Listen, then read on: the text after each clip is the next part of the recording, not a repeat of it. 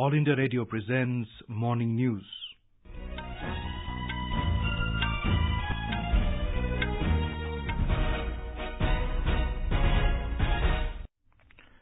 Good morning. I'm Abhishek Mukhopadhyay. The headlines. Government working on a domestic aircraft manufacturing policy, says Civil Aviation Minister Suresh Prabhu. A 7-member group of ministers constituted to boost real estate sector under the GST regime. Centre extends 7th Central Pay Commission benefits to teachers of state governments and aided degree-level technical institutes. 9th International Micro Irrigation Conference to begin in Aurangabad, Maharashtra today. British Parliament rejects Brexit deal, Prime Minister Theresa May to face no confidence motion. And Karnataka swimmer Srihari Nataraj bags 7 gold medals at Khelo India Youth Games. SP Likith wins 5.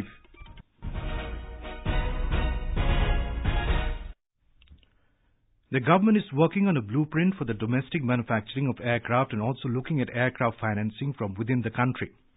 Talking to reporters at the Global Aviation Summit 2019 in Mumbai yesterday, Civil Aviation Minister Suresh Prabhu said the country needs 2,300 new aircraft to meet the future air travel demand.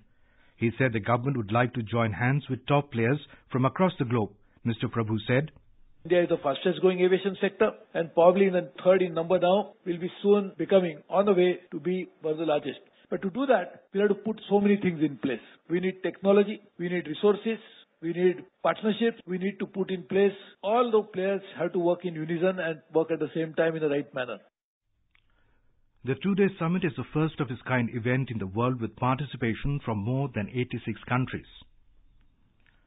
The government has constituted a 7-member group of ministers GOM to boost the real estate sector under the GST regime. Deputy Chief Minister of Gujarat Nitin Patel will be the convener of the GOM. Finance ministers of Maharashtra, Karnataka, Kerala, Punjab and Uttar Pradesh and the Panchayat Minister of Goa will be the members. Here is a report. The decision to form the GOM was taken at the GST Council meeting last week. It will analyze tax rate of GST and suggest a composition scheme for residential construction units.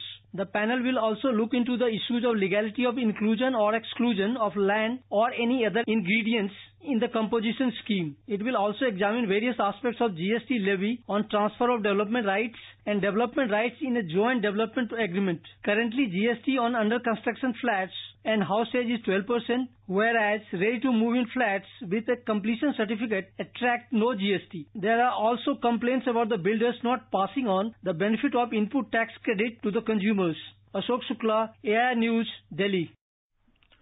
The Centre has approved a proposal to extend the 7th Central Pay Commission benefits to teachers and other academic staff of the state governments and government-aided degree-level technical institutes. This will have additional central government's liability of over 1,240 crore rupees. The centre will reimburse 50% of the total additional expenditure from 1st of January 2016 to 31st March this year to be incurred by these institutes for payment of arrears. An official release said the measure will directly benefit more than 29,000 teachers and other academic staff of state government-funded colleges and institutes. Besides, about 3.5 lakh teachers and academic staff of private institutes under the AICTE will also benefit. Reserve Bank of India will inject 10,000 crore rupees into the system through purchase of government securities tomorrow to increase liquidity. The RBI in a statement said that the purchase will be made through open market operations, OMOs. It also said the eligible participants should submit their offers in electronic format on the RBI Core Banking Solution e-Cuber system. The result of the auction will be announced tomorrow itself and payment to successful participants will be made on the following day. The Apex Bank plans to inject liquidity under OMOs for 50,000 crore rupees this month. The Centre has allocated an additional 6,084 crore rupees to the Mahatma Gandhi National Rural Employment Guarantee Scheme, MG Narega. With this, the total allocation for the scheme has reached an all-time high of 61,084 crores. Over the last 4 years, the Ministry of Rural Development has completed major reforms in MG Narega to transform it into a resource for sustainable livelihoods for the poor.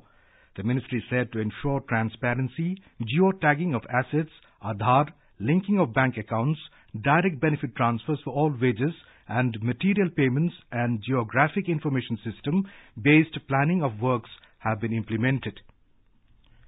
This is All India Radio giving you the news. For quick news updates around the clock, follow us on a Twitter handle at AIR News Alerts. You can also log on to our website newsonair.nic.in.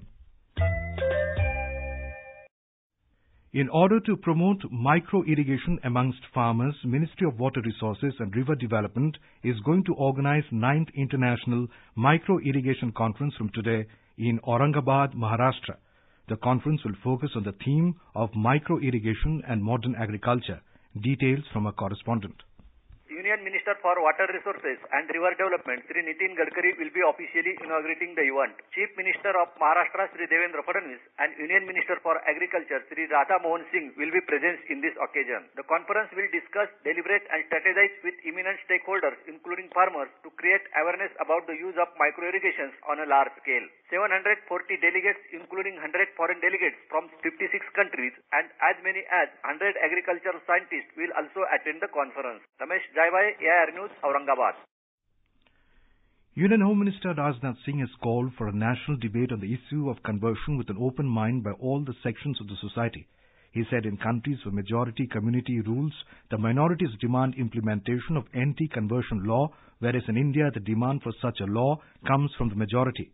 Addressing the Festival of Peace program in New Delhi yesterday, Mr. Singh said, कोई किसी धर्म को स्वतः स्वीकार करता है, इसमें कोई हर्ज नहीं करे, तो किसी को कोई ऑब्जेक्शन नहीं होना चाहिए। लेकिन यदि कहीं पर मास कन्वर्जन जब होने लगे, बड़ी संख्या में लोग अपना धर्म बदलने लगे, तो ये किसी भी कंट्री के लिए चिंता का विषय हो सकता है। दुनिया में दूसरे देशों में चले जाइए, वहां पर जो माइनॉरिटी होती हैं, वो एंटी कन्वर्जन लॉ बनाने की मांग करते हैं, धर्मांतरण रोकने के लिए कानून बनाइए। लेकिन यहाँ जब मैं देखता हूँ कि मेजॉरिटी यह मांग करती है कि एंटी कन्वर्जन लॉ होना चाहिए, तो चिंता का विषय है। Karnataka Chief Minister H.D. Swamy has said that withdrawal of support by 2 independent MLAs to his government has not made any impact on the coalition government. Speaking to media persons in Bengaluru yesterday, he said they pose no threat to the coalition government. Deputy Chief Minister Dr. G. Parmeshwar said that they have no information on number of Congress MLAs who are stationed in Mumbai, but added that the government is stable. Congress General Secretary K.C. Venugopal, who is camping in Bengaluru, has charged that BJP is making attempts to topple the coalition government in the state. Uttar Pradesh Chief Minister Yogi Adityanath has said that the first Shahi Snan on the first day of Kumbh at Prayagraj drew a record crowd of over 2 crore 25 lakh devotees. In a message, he extended his gratitude to saints, religious leaders and devotees for successful passage of the opening day of Kumbh on Makar Sankranti yesterday. Chief Executive Officer Prasar Bharati Sashi Shekhar Vempati has said that sharing of All India Radio News by private FM channels is a historic step. Participating in a panel discussion in DD News yesterday, Mr. Vempati said, for many years AIR News has been the gold standard in credible and authentic news in the country. Mr. Vempati said, through the credible news of public broadcaster AIR and sharing of it by FM channels, the menace of fake news can be combated effectively. I think a very important aspect of this is that today you have this menace of fake news. So while on the one hand we are saying AIR News is credible and authentic, there's also this bigger problem of fake news that is proliferating. So the moment AIR News is available in all these different languages, it will be carried in stations across the country. We'll have a very powerful collaboration between the public broadcaster and the private FM stations in combating fake news. Participating in the discussion, Director General of AIR News, Ms. Ira Joshi, said 216 out of 400 plus FM channels have registered within a week for sharing of news. She said FM channels will share reports on the impact of the initiative. 400 से अधिक FM channels हैं, उसमें से 216 ने एक हफ्ते के अंदर रजिस्टर कर लिया है और इसके बाद एक स्टेप होगा कि वो देखेंगे कि कैसे क्या करना है। तो ये तो बहुत अच्छी बात है कि इतना अच्छा रिस्पांस है। President of the Association of Radio Operators of India, Anuradha Prasad, said the initiative is a win-win situation for all as FM channels are getting credible news platform like AIR News. The reach of AIR News will increase and FM listeners will get authentic and credible news. She said it is one step forward as there was a demand to run news on private FM channels.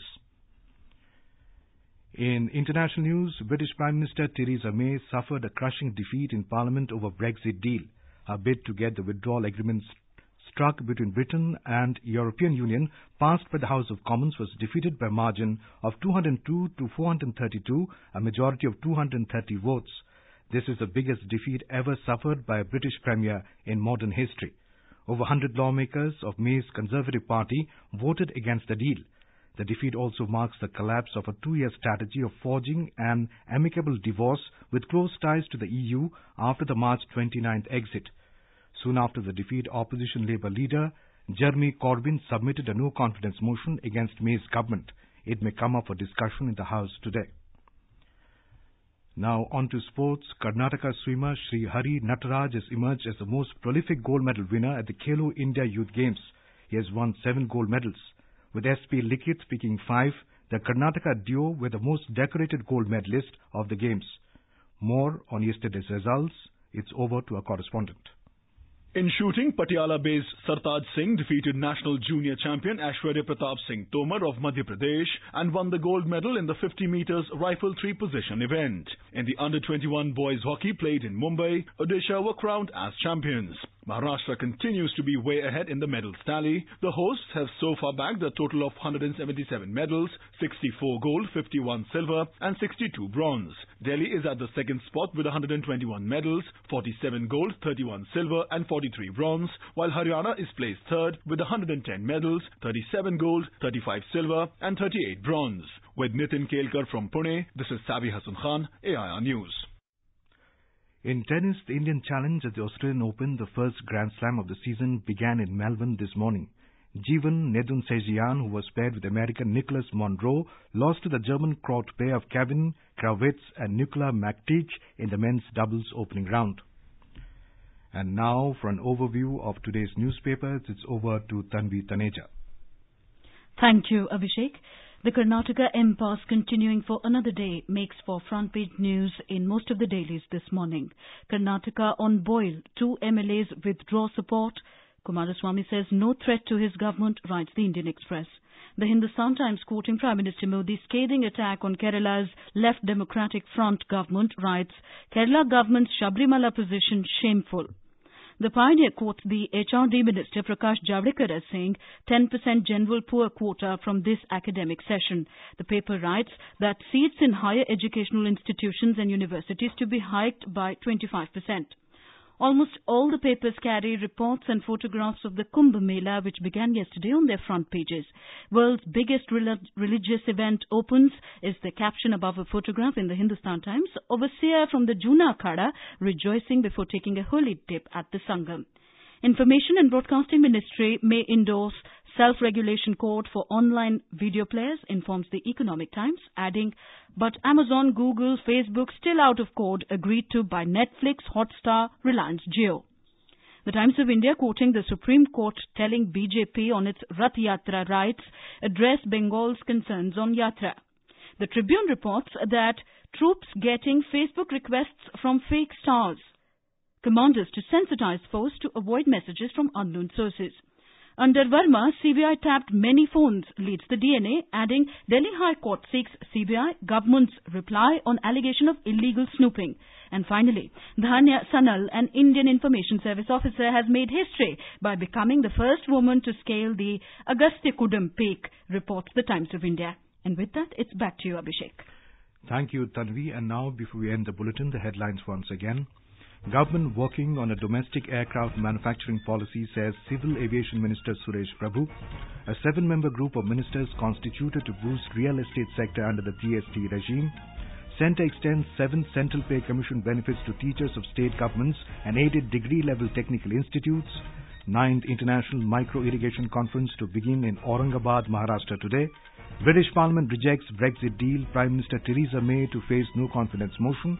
And Karnataka swimmer Srihari Nataraj bagged 7 gold medals at Khelo India Youth Games. SP Likith wins 5. And with that, we end the morning news. Have a nice day.